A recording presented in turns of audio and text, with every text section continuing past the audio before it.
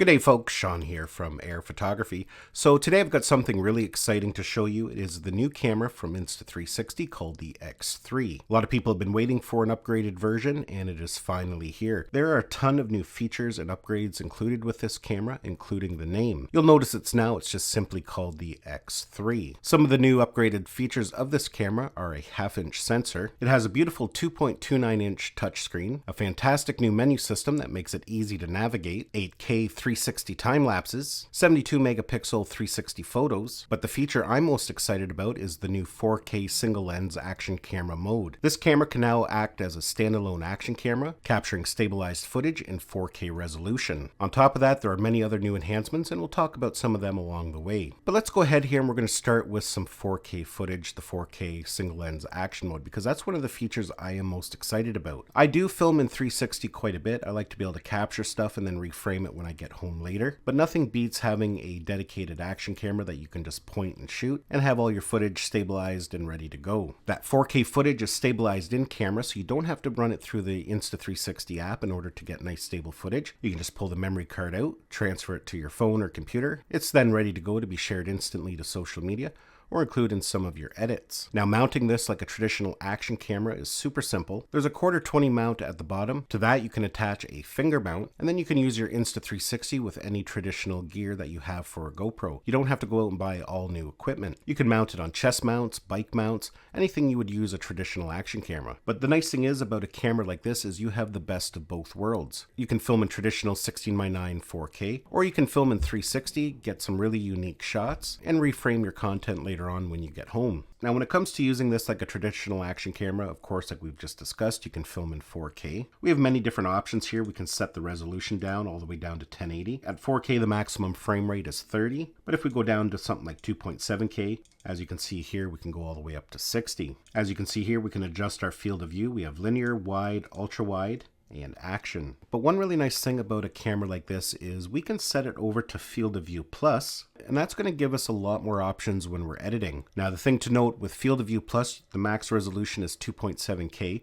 but you can actually do quite a bit with it. This footage you do have to take into the studio app, either on your phone, tablet, or desktop. But the nice thing about filming in field of view plus is you don't actually have to set your field of view while you're recording. You can take it into the app and change it as you go. We'll just take a quick look at that here. As you can see, we've got some footage that we filmed in the field of view plus. The first thing we can do is set our aspect ratio. If we want it as a traditional 16:9, we can leave it as is. Or if we want to post it to social media, something like TikTok, YouTube Shorts, or Instagram Reels, we can change it to a 9:16. But the really nice thing is we can change the field of view. How many times have you filmed on an action camera? Say you're filming in narrow. You get home and you're looking at the footage and you think, geez, that would have looked better in a wide field of view or ultra wide, or vice versa. Perhaps you've been filming in ultra wide, but there's a little bit too much distortion and you kind of wish you had filmed that in linear. With a setup like this, it's as easy as going in and changing the field of view on the fly. So in that aspect, it's really nice. You don't have to make those decisions out in the field. Now, another thing that I really like about the new camera is its menu system. They've done a really good job at keeping it organized and simple. It just makes sense the way it works. We can just swipe on the center of the screen to switch to any mode we want.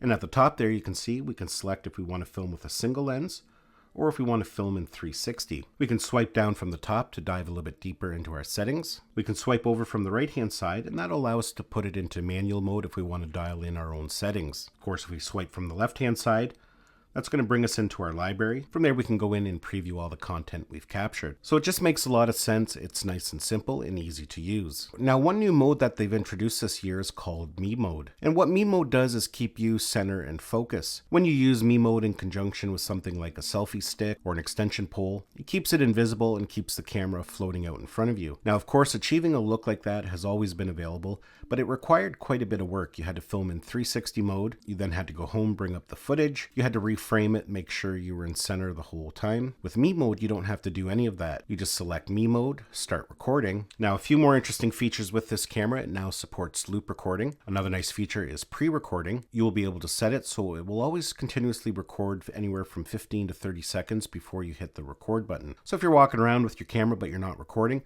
something interesting happens and you missed it, All you have to do is hit record, and it'll go back in time, and you'll actually have anywhere from 15 to 30 seconds before you actually hit that record button. Now basically that is possible because it's always kind of recording in the background, so that's a feature you may not want to use all the time, as it will deplete your battery quite a bit quicker, but definitely something you may want to experiment with.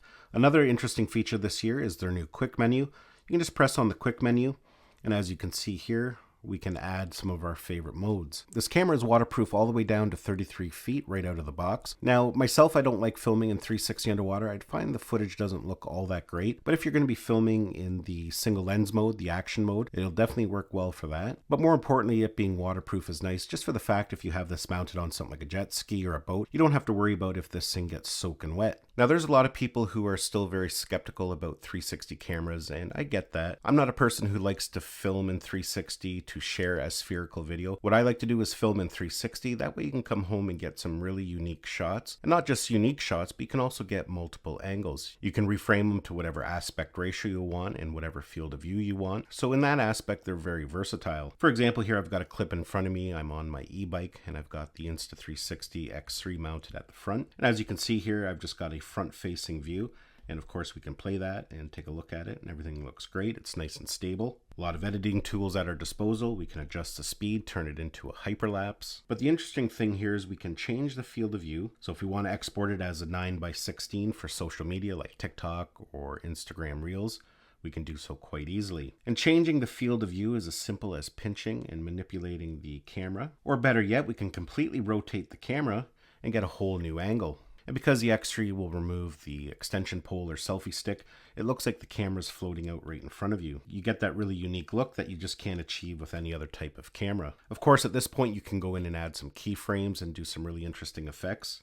And then when you're done, you can just export it as a traditional flat video, make another edit from a different angle, and again export it. You'll end up with multiple clips just from filming once. And now with the single lens mode, this makes it a really powerful tool. You have the best of both worlds. You can film in just traditional flat video, or if you want to get creative later on, you can film in 360. You can come home later, do all your editing on something like an iPad, an iPhone, most Android devices. If you prefer, they have a nice powerful desktop app that you can use with either Macs or PCs. And the nice thing about all their apps and software is that they're easy to use. They're very intuitive. It doesn't take long to pick it up and start creating. If you want to get really creative, you can get those extended selfie sticks that go out to like 9 feet or something like that. I'm not sure exactly the length.